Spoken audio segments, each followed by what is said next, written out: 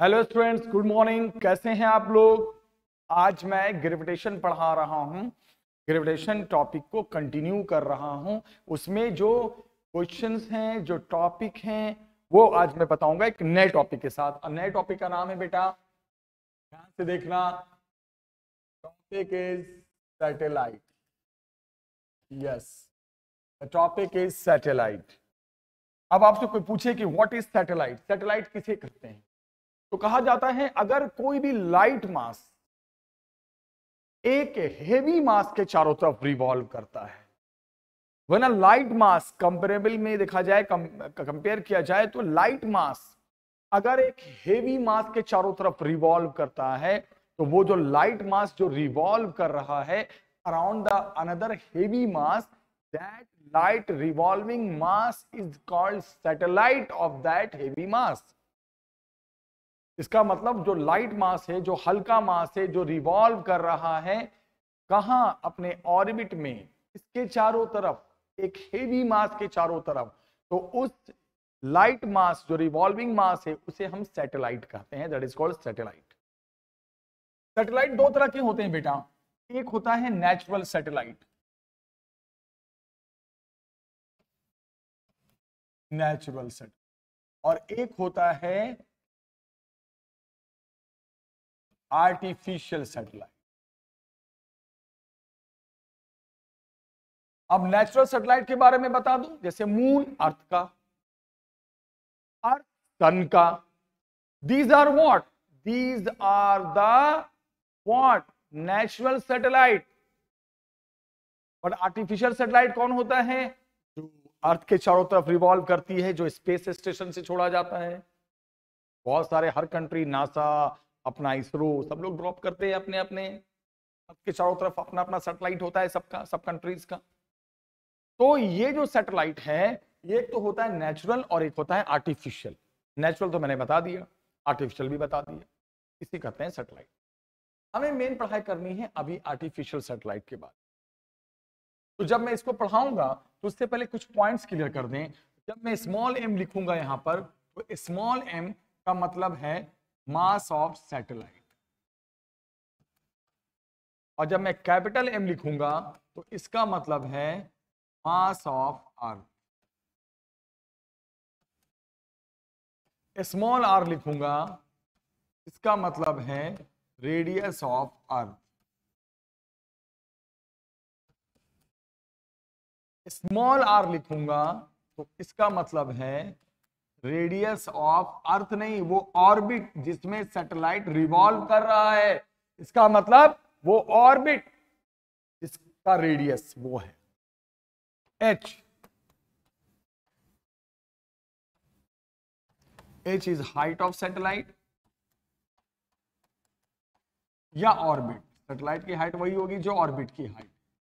और सैटेलाइट जब मूव करेगा तो एक वेलोसिटी से मूव करेगा, उसे हम कह रहे हैं ऑर्बिटल वेलोसिटी। किसकी? ऑब्वियस सी बात है, सैटेलाइट।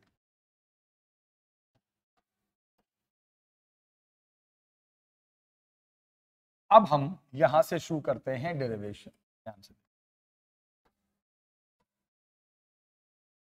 सबसे पहले मैं आपको एक बात बताऊं, क्या समझना है। तो ये आपका अर्थ हो गया, सेंटर पे मास है अर्थ का, ये अर्थ का अपना रेडियस। ये बेटा ऑर्बिट हो गया, ये वो ऑर्बिट है जिसमें सैटेलाइट घूम रही है, तो ये हो गया मास ऑफ सैटेलाइट। इस वेलोसिटी से घूम रही है उसे वेलोसिटी वी भी लिख देते हैं। और यहां से यहां तक ऑर्बिट ऑफ सैटेलाइट, यहां से, और यहां से यहां तक रेडियस ऑफ ऑर्बिट। और ऑर्बिट की जो हाइट होगी अर्थ के सरफेस से यहां से यहां तक, हाइट क्या है? एच हाइट ऑफ सैटेलाइट बोलो या हाइट ऑफ ऑर्बिट बोलो, capital R radius of earth बोलो, small R radius of orbit बोलो, मास कैपिटल है मास ऑफ अर्थ बोलो, स्मॉल है मास ऑफ सैटेलाइट। ये सारे पॉइंट्स क्लियर है, राइट? जो मैंने लिखा था वो डायग्राम में शो कर दिया। अब हम वन बाय वन कुछ डेरिवेशन करेंगे और वो ध्यान से समझ। सबसे पहला डेरिवेशन है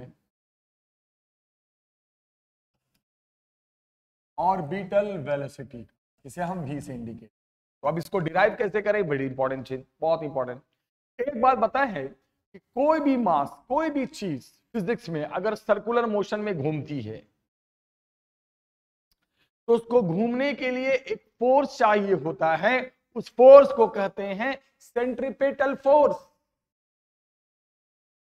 कभी भी कोई भी चीज, कोई भी मास अगर सर्कल में घूमती है, ये तो फिक्स है। तो यहाँ पे कौन who is revolving, satellite is revolving. तो इस सैटेलाइट को ऑर्बिट में घूमने के लिए एक फोर्स जरूरी है, उसके बिना तो कोई चीज घूम ही नहीं पाती है फिजिक्स में। तो मुझे बताओ वो जो फोर्स है, वो जो सेंट्रीपेटल फोर्स है,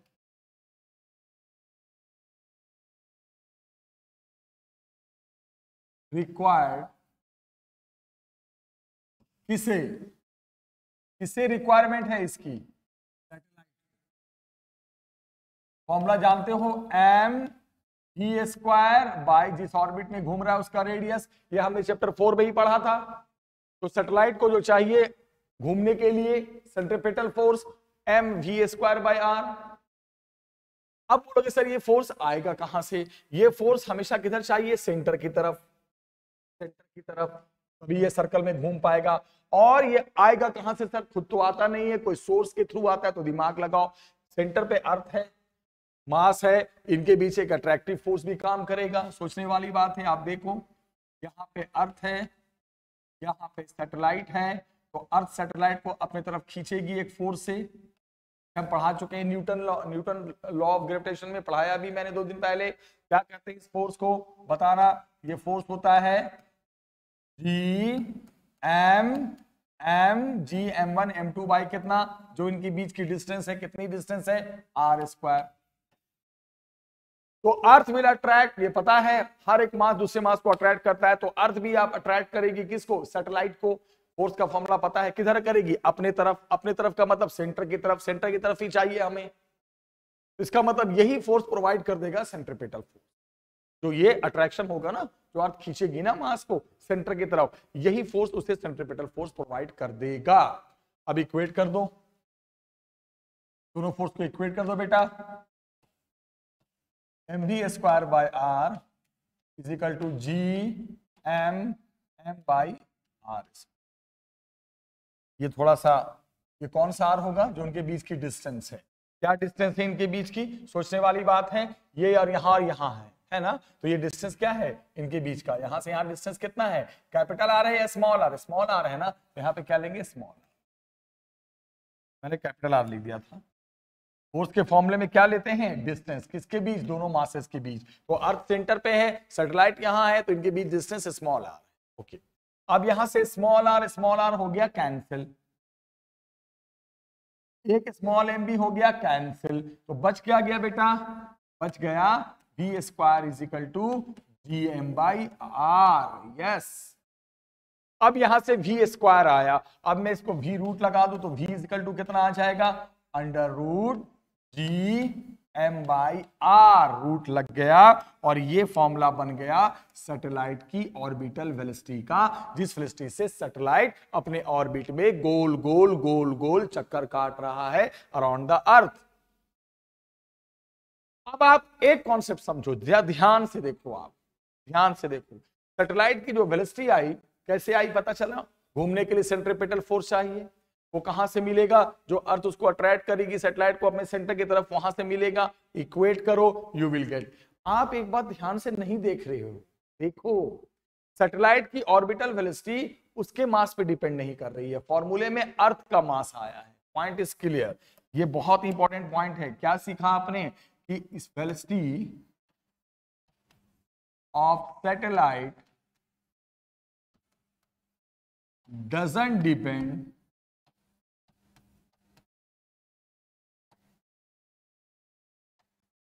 on mass of satellite।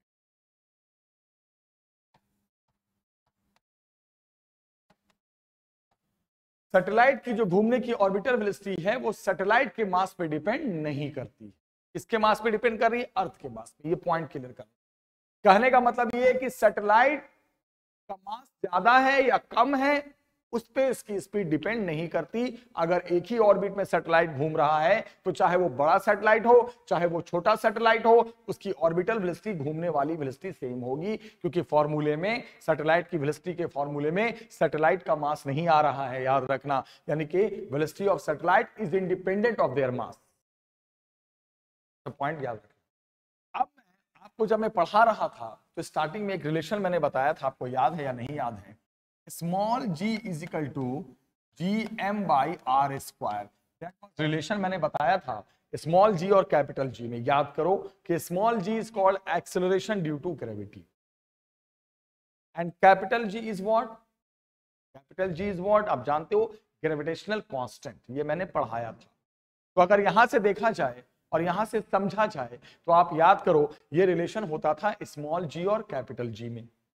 तो इस हिसाब से यहां से अगर मैं gm की बात करूं तो gm इज इक्वल टू कितना हो गया? क्रॉस मल्टीप्लाई कर दो तो क्या बन गया? gr²। मैं क्या कर रहा हूं जरा ध्यान देना, मैं कैपिटल G को रिमूव करके स्मॉल g की एंट्री करा रहा हूं। और एक बात और मैं बोलूंगा, ध्यान से सुनना और अच्छे से समझना। एक बात मुझे यहां पे बताओ, ये है radius of what?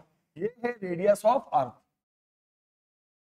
This is the radius of अर्थ और ये है रेडियस ऑफ ऑर्बिट यहां से यहां तक। तो अगर मैं यहां से एक चीज लिखना चाहूं, रेडियस ऑफ ऑर्बिट को मैं लिख सकता हूं, ध्यान से देखो, small r is equal to r plus h। ये भी लिख सकता हूं मैं। बोलोगे सर आप ये कैसे लिख सकते हो, बताओ। बिल्कुल लिख सकता हूं मैं इस चीज को। कैसे? यहां से यहां तक रेडियस ऑफ अर्थ और रेडियस ऑफ अर्थ में हाइट इंक्लूड कर दो तो बन गया रेडियस ऑफ ऑर्बिट। तो मैं अब जो करना चाह रहा हूं वो ध्यान से देखना। अब फॉर्मूले में मैं ये करना चाह रहा हूं कि जो v आया था, ये जो v आया था, v इक्वल टू जो कैपिटल gm आया था, इसको हटा के मैं ये लिख सकता हूं gr²। ओके, क्या क्या मैंने फॉर्मूले में कैपिटल G स्मॉल g से रिप्लेस कर दिया और स्मॉल r को मैं लिख सकता हूं कैपिटल R के फॉर्म में r प्लस h। यानी पूरे फॉर्मूले को मैंने रेडियस ऑफ अर्थ में कन्वर्ट कर दिया और स्मॉल g में कर दिया और ऊपर से क्या लगा दिया? रूट लगा दिया। अब यहां से क्या हुआ बेटा, बताना जरा। r स्क्वायर रूट से बाहर आ जाएगा, तो बाहर आने के बाद क्या बच जाएगा? r, ये तो रूट से बाहर आ गया और रूट के अंदर बचा रह जाएगा g/r प्लस h। यस, ये फॉर्मूला आ गया किसका? ऑर्बिटल वेलोसिटी का। याद रखना। तो ये दोनों फॉर्मूले ऑर्बिटल वेलोसिटी के हैं। जिस वेलोसिटी से सैटेलाइट चक्कर काटता है उसके हैं। फर्क ये है कि ये रेडियस ऑफ ऑर्बिट के टर्म में है, ये रेडियस ऑफ अर्थ के टर्म है, तो एक ही चीज। तो बिल्कुल क्लियर हो गया होगा, that is the derivation of first derivation of what? Orbital velocity. Yes, कैसे कैसे हुआ ध्यान देना। दोनों फॉर्मूले को कॉन्सेप्ट क्लियर करना। ये भी कॉन्सेप्ट याद रखना कि सैटेलाइट की ऑर्बिटल वेलोसिटी उसके मास पे डिपेंड नहीं करती, जो रिवॉल्व कर रहा है उस सैटेलाइट के मास पे डिपेंड नहीं करती। इसको हमेशा समझना बेटा, हमेशा याद रखना। अब यहां पर जब ये टॉपिक आपका क्लियर हो गया है तो अब मैं एक नेक्स्ट टॉपिक में आ रहा हूं, ध्यान से देखिएगा।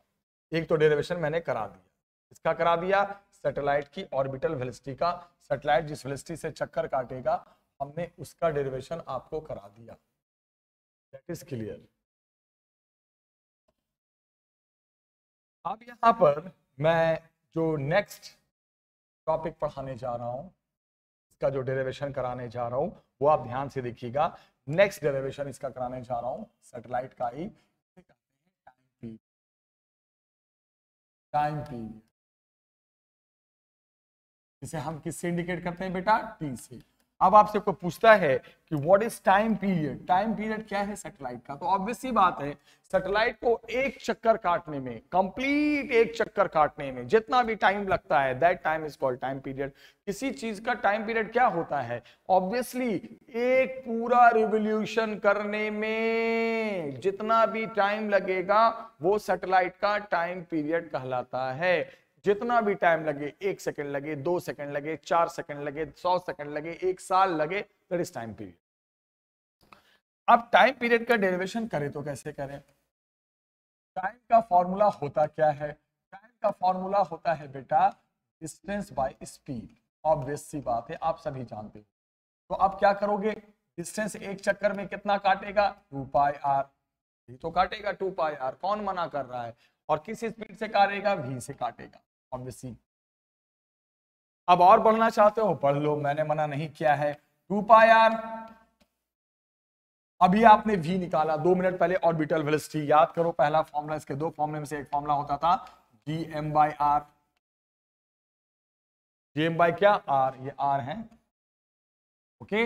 अब क्या हुआ, ये r ऊपर चला गया, रूट के साथ ऊपर चला गया, तो t की वैल्यू कितनी आ गई बेटा, 2 पाई, पहले से r का पावर 1 है, रूट जाएगा तो r का पावर हाफ और आ जाएगा, 2 पावर हो जाए, बेस 1 हो जाए तो पावर ऐड हो जाते हैं, r का पावर 1 और r का पावर हाफ, r का पावर आ गया 3/2 upon what, under root gm।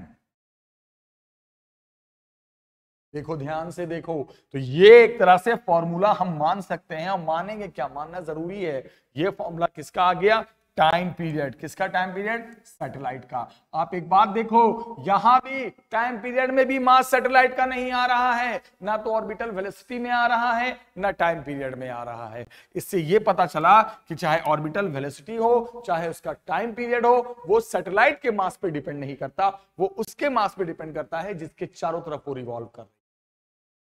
कहने का क्या मतलब है, अगर मैं अर्थ का टाइम पीरियड लूंगा तो अर्थ के टाइम पीरियड में सन का मास लूंगा, मून का टाइम पीरियड लूंगा तो अर्थ का लूंगा, कोई आर्टिफिशियल सैटेलाइट का मास टाइम पीरियड निकालूंगा या स्पीड निकालूंगा तो अर्थ का मास लूंगा। हमेशा टाइम पीरियड या वेलोसिटी दोनों में देखो आप, चाहे आप वेलोसिटी में देखो चाहे आप टाइम पीरियड में देखो, उसमें सैटेलाइट का मास नहीं आता, उसमें मास उस चीज का आता है जिसके चारों तरफ सैटेलाइट घूम रही है, उसका मास आता है। ये सब बहुत इंपॉर्टेंट पॉइंट। तो ये टाइम पीरियड का एक फॉर्मूला मैंने 2 मिनट में डिराइव कर दिया, आप कर सकते हो, सिंपल है। टाइम पीरियड के बाद अब हम बात करेंगे सैटेलाइट के नेक्स्ट कॉन्सेप्ट की। ध्यान से समझना बच्चे, आज आपको सैटेलाइट हम पढ़ा रहे हैं, स्पेस स्टेशन में ले जा रहे हैं, कितना बड़ा बड़ा काम कर रहे हैं, आप देख ही नहीं रहे हो आप ध्यान से। अब हम बात करेंगे सैटेलाइट के नेक्स्ट टॉपिक की, जिसका नाम है सैटेलाइट से रिलेटेड, का नाम है, थर्ड डेरिवेशन कराने जा रहे हैं, नाम है काइनेटिक एनर्जी। हर चलती हुई चीज, जो चीज फिजिक्स में मूवमेंट करती है, जो चीज मोशन में रहती है, उसकी एनर्जी होती है काइनेटिक एनर्जी। वो तो हम 9th क्लास से पढ़ते आ रहे हैं। तो बेटा यहां पर भी सैटेलाइट की अपनी एक काइनेटिक एनर्जी होगी, पक्का होगी। तो काइनेटिक एनर्जी निकालना है सैटेलाइट की, तो फॉर्मूला लेंगे हाफ mv², होती है काइनेटिक एनर्जी का फॉर्मूला हाफ mv²। और 2 मिनट पहले हमने v क्या निकाला था, आप भूल गए शायद, v अभी निकाला ना, बार बार v तो लिख रहा हूं मैं। सैटेलाइट की स्पीड मैंने क्या निकाली थी, अंडर रूट gm/r।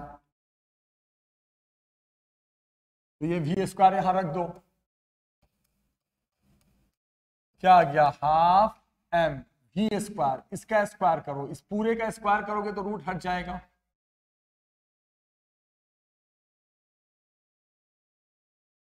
अब क्या करो, ऊपर मल्टीप्लाई कर दो, तो क्या फॉर्मूला काइनेटिक एनर्जी का आ गया,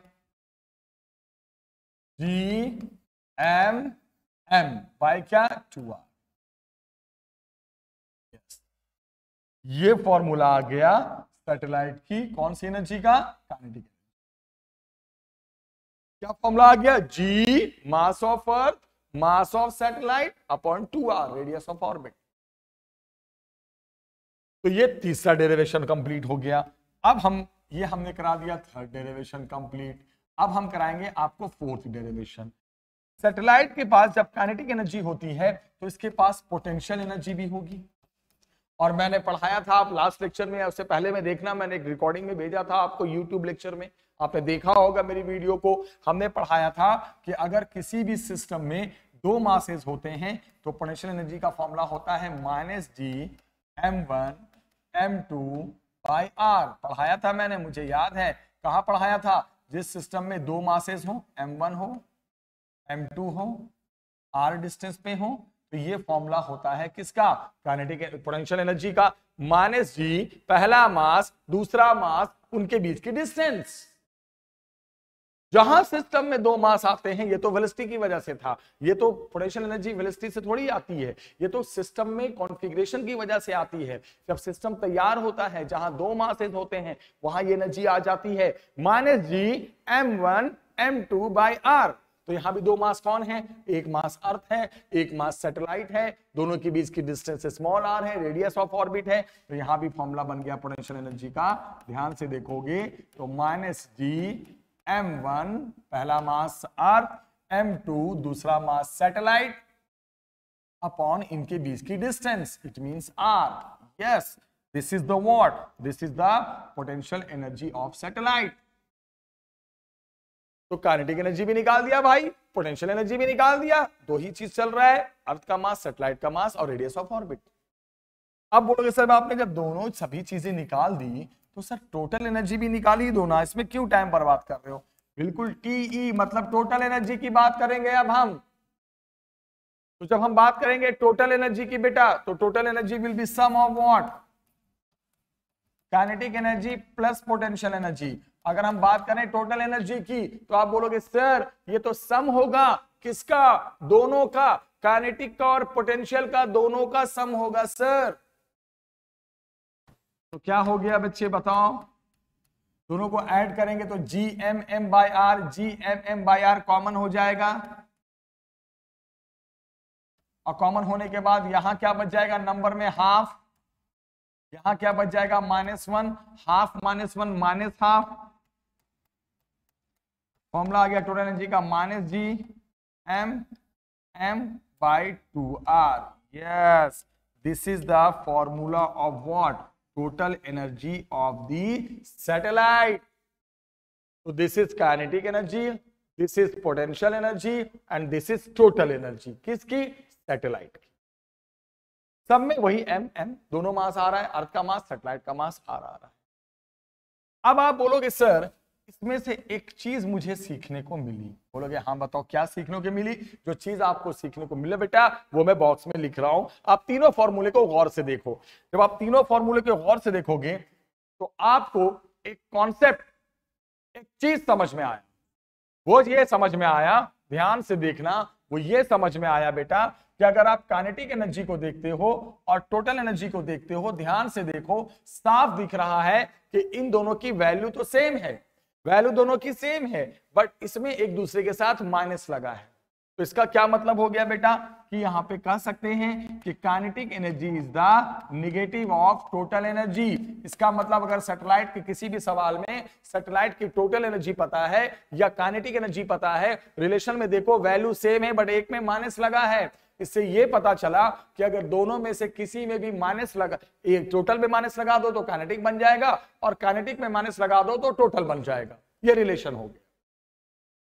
अब अगर देखते हैं हम पोटेंशियल एनर्जी को और टोटल एनर्जी को, अगर हम इसको देखते हैं तो साफ दिख रहा है कि टोटल एनर्जी में अगर हम 2 मल्टीप्लाई कर दें, अगर सोचो आप इसमें 2 मल्टीप्लाई कर दो, अगर आप इसमें 2 मल्टीप्लाई कर दोगे तो जैसे ही 2 मल्टीप्लाई कर दोगे तो ये क्या बन जाएगा, ये क्या बन जाएगा बताओ, इसमें 2 मल्टीप्लाई कर दोगे तो ये क्या बन जाएगा, potential energy.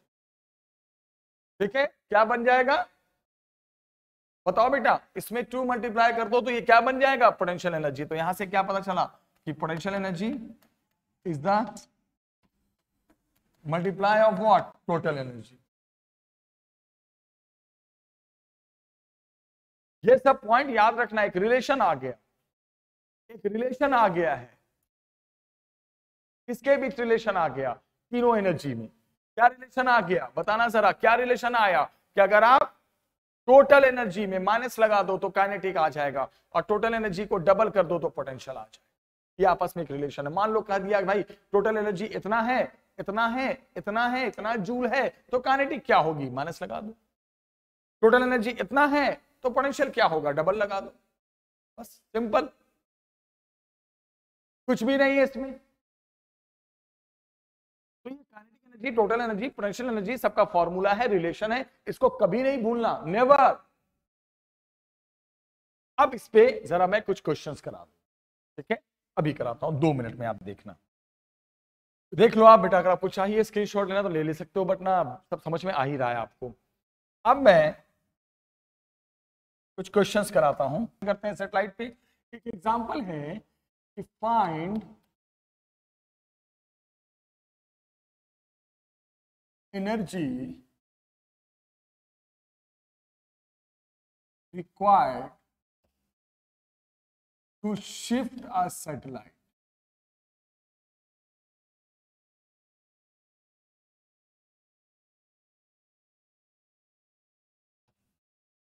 Find energy required to shift a satellite from an orbit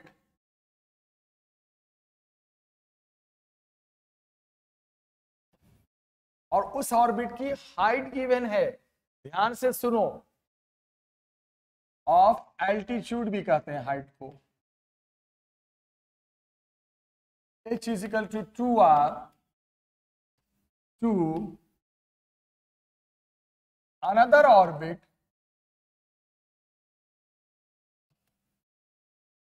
of h is equal to 3r।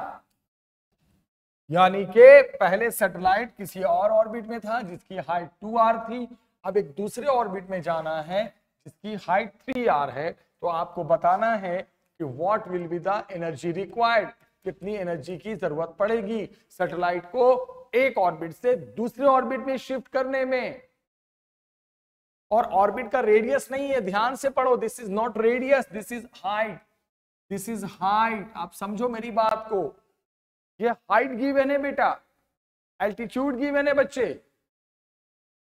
बस 2-4 मिनट में क्लास फिनिश कर रहा हूं मैं आपकी, ध्यान से देखना।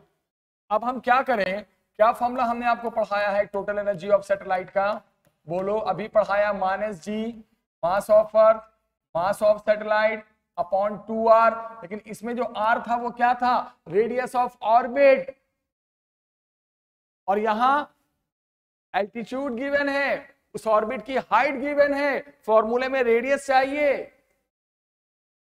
तो मैंने नहीं बताया था small r is equal to कितना हो जाता है, आप भूल गए तो वो अलग बात है, r प्लस h। अगर अर्थ के रेडियस के साथ हाइट इंक्लूड कर दे तो अपने आप ऑर्बिट बन जाता है, स्टार्टिंग में ही बताया था मैंने। यहां रेडियस ऑफ ऑर्बिट है चाहिए और दिया हुआ हाइट है, राइट। तो करेंगे क्या, अब आप ध्यान से देखो, इसको मैं ऐसे लिख देता हूं, फिर इसी फॉर्मूले को, टोटल एनर्जी को लिख देता हूं बेटा, -g m/2, स्मॉल r को r प्लस h लिख देता हूं मैं। ऐसा क्यों करना पड़ा मेरे को, इसलिए करना पड़ा क्योंकि हाइट गिवन है, ऑर्बिट का रेडियस नहीं गिवन है। हो गया, चलो अब बताओ टोटल एनर्जी इनिशियल कितनी हो जाएगी। फॉर्मूला क्या है, -g m/2 r plus h।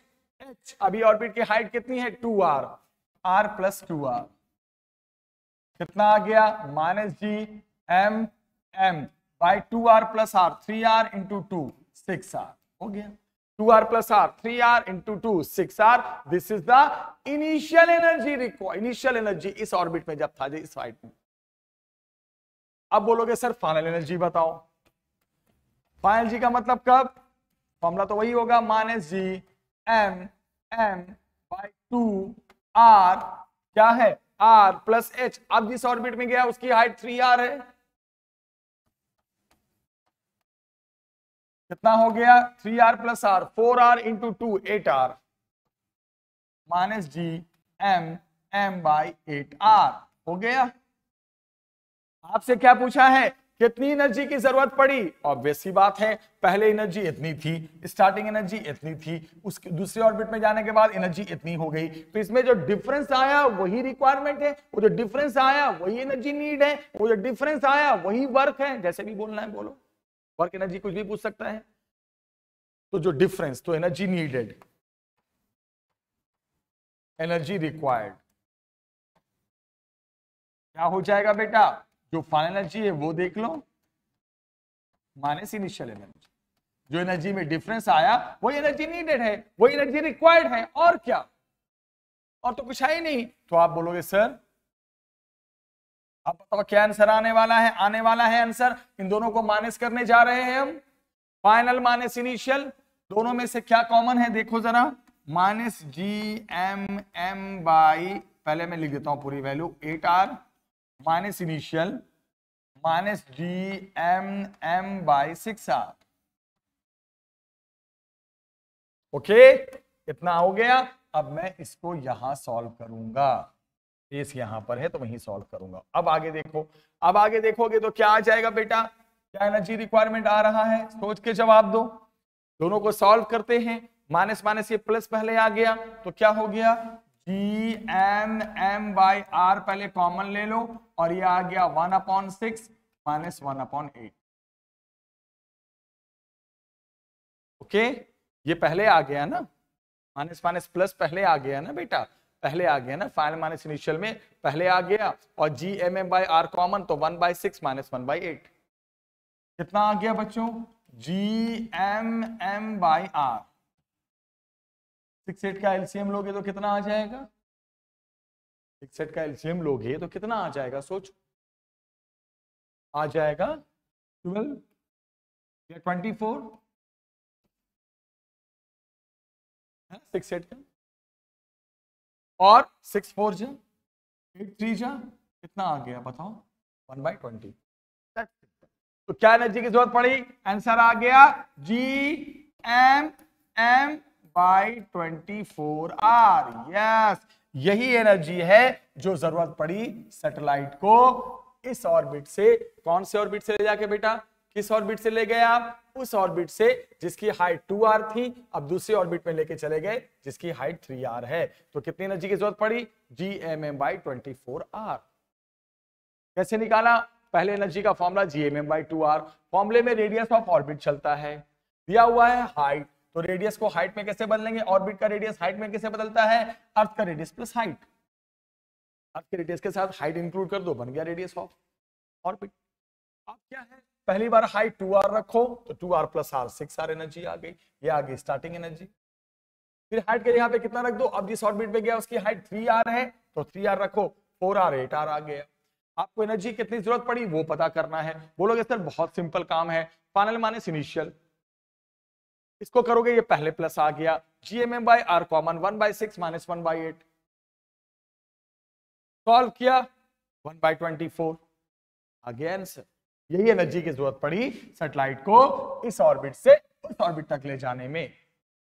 अब किसी ने कहा इस आंसर में कैपिटल जी है, किसी ने कहा इसको स्मॉल जी में बदलो, तो मैंने बताया अगर मान लो आंसर स्मॉल जी में आया तो आपको मैं बता चुका हूं, कई बार बता चुका हूं, जब इस चैप्टर में स्मॉल जी में बदलना है तो स्मॉल जी को क्या लिख सकते हो बेटा, याद है जीएम बाय आर स्क्वायर। तो यहां से आप क्या करोगे, इसी आंसर को जहां जीएम है जीएम है उसको जी आर स्क्वायर लिख दो, G R square into M by 24 R, बस क्या हो गया, एक आर आर कट गया, आ गया एम जी आर बाई 24, यानी वही आंसर सेम चीज है, बस फर्क इतना है कि वो आंसर कैपिटल जी में था, ये आंसर स्मॉल जी में, और कुछ है ही नहीं।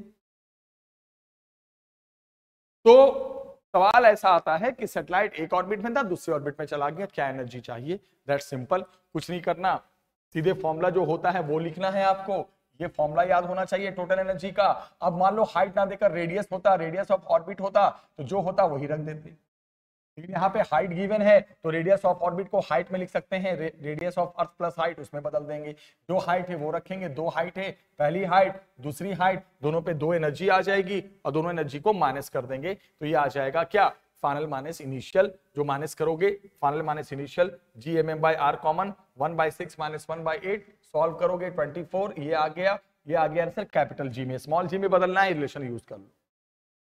तो ये सारे कॉन्सेप्ट आते हैं सैटेलाइट में, अगर ऐसे सवाल आए तो कर देना, मुझे पूरी उम्मीद है आप जरूर करोगे, आई नो दैट। अब बेटा सैटेलाइट में एक सैटेलाइट होता है जिसे कहते हैं जियो स्टेशनरी सैटेलाइट।